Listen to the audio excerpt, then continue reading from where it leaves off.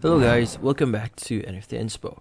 For today's video, we are going to show you how to fix Cash App payment failed on Android.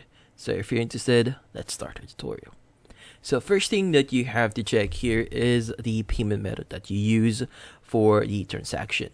So if that's the cause of the issue, then you might want to basically change it to another type of payment method. So if you have another card or another e-wallet, you might want to consider using that first before proceeding on contacting support. Now, if that works, then good for you. But if that doesn't work, well, the next thing that you might want to do here is just basically contact Cash App support. Because sometimes there might be problems on your account. That's why contacting Cash support is the best thing that you should do here. So first thing you want to do is you want to go to the main home screen on Cash App and tap on your profile icon, which is located at the top section of your screen. Now from there, just scroll down a bit until you see the support option and just click on it. And from there, just click on the button that says start a chat. And from there, just send a message regarding the issues that you are encountering.